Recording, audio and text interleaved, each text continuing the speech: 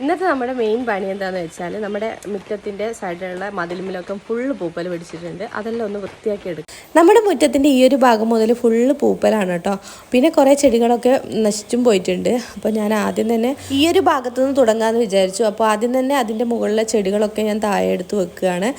അപ്പോൾ നല്ല ചെടികളൊക്കെ അവിടെ വെച്ചിട്ട് ചീത്തയായ ചെടികളൊക്കെ മാറ്റി വെക്കണം. അപ്പോൾ ഈ ഒരു ബ്രഷ് കൊണ്ടാണ് ഞാൻ ഉരക്കുന്നത്. പക്ഷേ പെട്ടെന്ന് പോകുന്നുണ്ട് കേട്ടോ. അപ്പോൾ ചെറുതായിട്ടൊരു ചാറ്റൽ മഴയൊക്കെ ഉണ്ട് കേട്ടോ. അപ്പോൾ ഞാനതൊന്നും കാര്യമാക്കുന്നില്ല. എല്ലാം കഴിഞ്ഞിട്ടൊന്ന് കുളിക്കാമെന്ന് വിചാരിച്ചു. അപ്പോൾ ഈ ഒരു ഭാഗം ഉരച്ച് പോക്കിയപ്പോൾ നല്ല കളർ വന്നു കേട്ടോ. നമ്മൾ മതിലിനടിച്ച കളറൊക്കെ ഇപ്പം നന്നായിട്ട് കാണുന്നുണ്ട്. പിന്നെ ഓരോ ചട്ടി എടുത്ത് ഞാൻ കഴുകി കൊടുക്കുന്നുണ്ട് കേട്ടോ. എല്ലാത്തിൻ്റെ മുകളിലും ചളി തെറിച്ചിട്ടുണ്ടായിരുന്നു.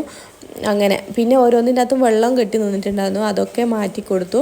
ഇനി കുമ്മായം വാങ്ങിയിട്ട് മുറ്റം നല്ലപോലെ അടിച്ച് വൃത്തിയാക്കണം. അല്ലെങ്കിൽ പൂപ്പൽ പിടിച്ചാൽ നമ്മൾ ഊരി വീഴാനൊക്കെ സാധ്യതയുണ്ട് കേട്ടോ. അപ്പോൾ ഞാൻ ചട്ടിയിൽ നട്ട ചെടിയിലൊക്കെ വേറെ ചെടികൾ വന്ന് മുളച്ചിട്ടുണ്ട്. അതൊക്കെ ഞാൻ പറിച്ച് വൃത്തിയാക്കി കൊടുത്തു. അല്ലെങ്കിൽ 2 ചെടികളും നശിച്ചു പോകും. നല്ല സങ്കടം ഉണ്ട് കേട്ടോ. ഞാൻ നന്നായി വളർത്തിയ 2-3 ചെടികൾ നശിച്ചു പോയിട്ടുണ്ട്. ഇനിയിപ്പോൾ മഴയൊക്കെ പോയിട്ട് വീണ്ടും തുടങ്ങാം. ചെടിയല്ലേ, എവിടുന്നെങ്കിലും കിട്ടുമല്ലോ. അപ്പോൾ നമ്മുടെ മറ്റുള്ള മതിലുകൾ ഞാൻ കാണിച്ചു തരാം. നല്ലപോലെ പൂപ്പൽ പിടിച്ചിട്ടുണ്ട് കേട്ടോ. കാട് പോലെ ആയിട്ടുണ്ട്.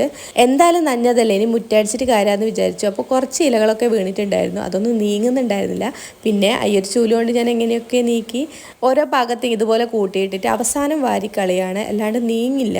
അപ്പോൾ ഇങ്ങനെയാണ് എൻ്റെ ഇന്നത്തെ മോർണിംഗ്. എൻ്റെ വീഡിയോ ഇഷ്ടപ്പെട്ടാൽ ലൈക്ക് ചെയ്യാനും ഷെയർ ചെയ്യാനും സബ്സ്ക്രൈബ് ചെയ്യാനും മറക്കരുത്. അപ്പോൾ മറ്റൊരു വീഡിയോ ആയിട്ട് കാണാം.